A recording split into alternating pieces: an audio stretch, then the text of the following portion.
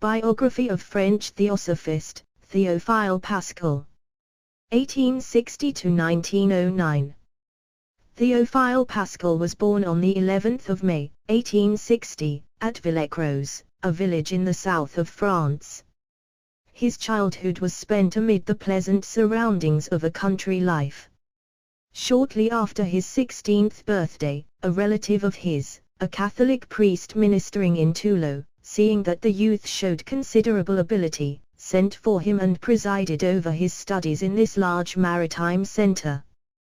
Before many years elapsed, he entered the Naval Medical School of the town, which he left at the age of 22, with first-class honors.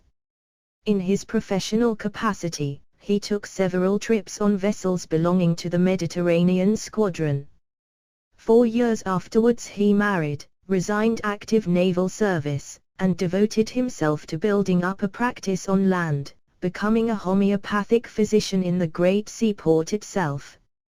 It was about this time that the young doctor became interested in theosophy, owing to the kindly services of a former patient, Commander Cummings. The closest friendship and sympathetic interest in theosophic thought thus began, and continued during their common labors subsequently in Paris. Dr. Pascal entered the Theosophical Society in 1891, and during the course of the following year wrote a series of articles for the Revue Theosophique Fréquées. These were continued year after year, and dealt with the most varied subjects: psychic powers, the fall of the angels, karmamazic elementals, thought forms, Christianity, prehistoric races, and many others. The young doctor had previously made a deep study of human magnetism, which proved a most fertile ground for the sowing of the seed of the ancient wisdom. In 1898 attacks of serious nervous depression became frequent, forcing him to cease work of every kind. Mrs. Besat persuaded him to accompany her to India, where his general health was gradually restored, and he was enabled to return to France in the following year.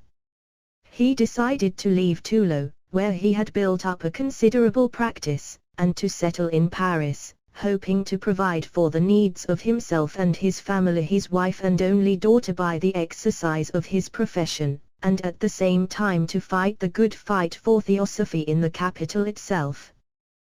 The French section of the Theosophical Society was founded in 1900, and Dr. Pascal was elected General Secretary. Throughout the next 2 years a number of thoughtful articles and publications appeared from his pen. The incessant labor and attention, however, which he bestowed on the spreading of theosophic instruction began to have its effect on a naturally delicate constitution, and in July, 1902, when attending the meetings of the British Convention in London, he was prostrated by an attack of congestion of the brain. The most devoted care was lavished on him, both in London and in Paris, the result being that a rapid, though only temporary, recovery took place. Had he relaxed his efforts somewhat, the cure might have been a permanent one, but Dr. Pascal, with the penetrating vision of the mystic, saw how pressing were the needs of the age, and how few the pioneers of this new presentation of the truth, so that, at whatever cost of personal sacrifice, he plunged once more into the midst of his arduous toil. In 1903 a series of very fine articles on the laws of destiny appeared in the Revue Theosophique, to be followed immediately by publication in volume form. 2 years afterwards appeared the present volume, Reincarnation, a study in human evolution, a work considered the most complete of any that have so far appeared in France on this subject, and the most popular of Dr. Pascal's publications.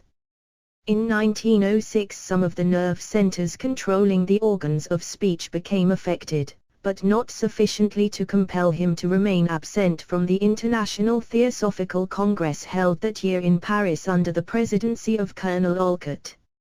It was on this occasion that Dr. Pascal received from the hands of the president-founder the Subarau Medal, awarded to members of the Society whose literary labors in the promulgation of the truths of Theosophy have proved eminently useful.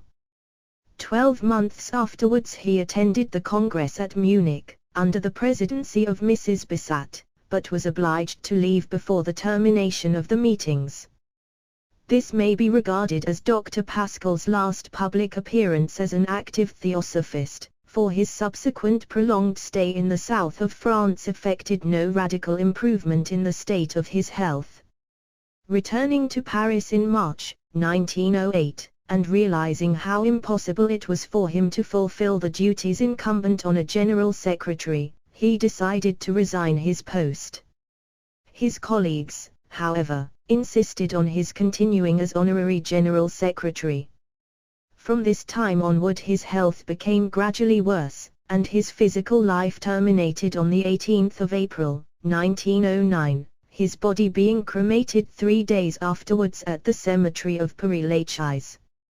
What was most striking about Dr. Pascal, in both public and private life, was his intense earnestness, the index of a well-grounded habit of concentration and the calm strength of his convictions. It was impossible to be in his presence for any length of time without feeling the power that emanated from him, and recognizing that here was a mighty soul struggling for expression. Other characteristics were his extreme modesty, and his continual endeavor to accord praise and merit to those working for the cause so dear to his own heart. When questioned on many of the intricate points raised in a lecture or in conversation on some abstruse theosophical subject, he made no pretense at knowledge he did not possess. On such occasions his confession of ignorance would be charming, even touching in its _avit_. But the qualities he seemed to feel it his special object to awaken in the minds of others, as will be acknowledged, I think, by those who knew him best, may be inferred from his continual insistence on the double duty, incumbent on students of theosophy, of practicing on all occasions the utmost tolerance, refusing not only to condemn but even to judge harshly the opinions or actions of others, and of seizing every opportunity to help another because of the recognition of the one life. Throughout the world, may we who read the following pages catch somewhat of the deep earnestness and enthusiastic spirit breathing through them, and may the joy of service dissipate all meaner motives, taking as our watchword also the only key to true growth, the very heart of altruism, that exhortation he never wearied of repeating, Adus. Adus tu jouas.